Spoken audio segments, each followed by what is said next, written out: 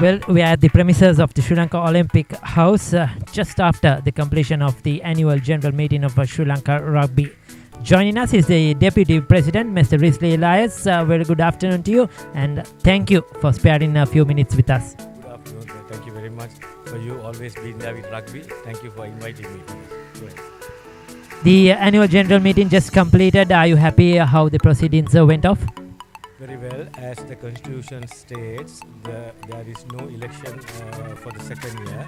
So automatically the committee which sits with the president and the office bearers and the council members, unless of course if there is a position vacant by resignation, we do call in for members to elect. But there was no election, so it went off, proceedings went off very well. The year gone by under Mr. Lasitha Gunaratne and the executive committee, etc. Are you happy how things went off? Were there any things that you could have done better in the year gone by? Well, like Mr. Lasitha said at the AGM, it is every year is a challenging start for the union to find the money to run it and having the short flow. But having said of the game alone, we had a very good league tournament with the super 2 weeks round coming in and the foreigners coming in for the bottom four. Of course, there was a sort of a stop in the foreigners taking part in the entire tournament. But we had a good tournament league, we had a good knockout, and the rugby was played at the best in the country. Anybody saw from last year there was more participation of the crowd, the spectators, the interest, the way the game went on till the last super 2 weeks. Nobody knew how the game would have been won. So that had a tremendous impact on the standings of the tournament, and it was a good decision I think the committee made all together to have the super round played. Well, Sri Lanka took part as a nation in a couple of tournaments overseas, but probably didn't get the results that were expected. Was it disappointing, and where do you think that Sri Lanka Rugby on the field can go from here onwards into the future? Well, it's both disappointing and it's a good story too, because what I say, we went on a Malaysia friendly tour.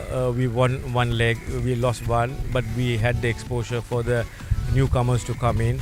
Of course, there were issues of some of the senior players not turning up for the national side because of injuries and personal reasons. And I think the selectors had drawn a line on that and said whoever who is available, who is selected, will play, whether they are newcomers or they are senior players. Having said that, we went with 17 newcomers to the Asian Games in Taipei. And we, of course, with the Philippines, who had a few expats in their side, about 8, we performed quite all right. And given the first game in an international stadium, our newcomers would have jolted with a new coach and everything, but they came out with their guns blaring during the second game to the Taipei and won with a very, very big margin. I think there is confidence. There's confidence that the team build-up will happen, and this year we can see within our even the sevens we have picked a young side. Again, we have a lot of injuries straight from the sevens local tournament and the mercantile. But having said about the players, I think the attitude of the management, the committee is very simple and straightforward. Who is picked will play, and we are given all the facilities to them. I'm sure rugby is at the right path.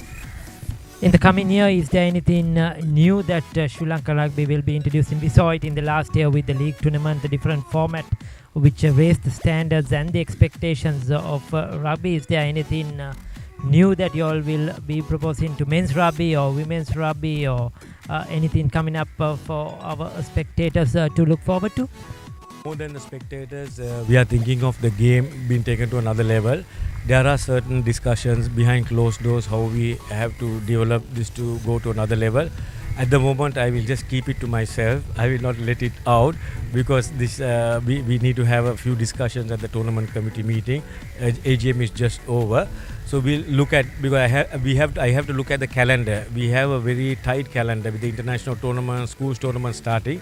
So let me have a we'll have a discuss, have a look at the tournament, and we'll throw in a new punch to the tournament, which also should be accepted or not. If the council makes a decision, we should go through that. So let me hold that back for the next interview. There you go, some good news for you waiting for the future of Sri Lankan rugby. Finally, your final word of what you look forward in this coming year as the Deputy President for Sri Lanka Rugby. I think the best thing I can tell for all the rugby fans, the coaches, the players, have a good spirit in the mind. Don't have animosity. You have competition. One must win, one must lose. But don't take this game to another level of being angry and mindset being very narrow. This must come from the schools. We must come from one generation behind to do this. The love of the sport, the spirit of the sport, blaming referees, coaches, the administrator, this must come out of that, and this must be implemented from school level. We are going to do a lot of workshops to educate the old boys and others from the school level for this to develop. And I'm sure we will pass this message from the school level. Club level also, it will be disciplined much more. So I think the spirit of the game must be understood and respected. That's the more important thing. So that's my only message for now at the moment. Well, thank you very much, Mr. Rizly. Illyas, thank you for joining us and coming away from your break here. Thank you so much, and hope we'll have a chat in the near future. Thank you, my friend. It's been a pleasure having you with me always. All right, thank you.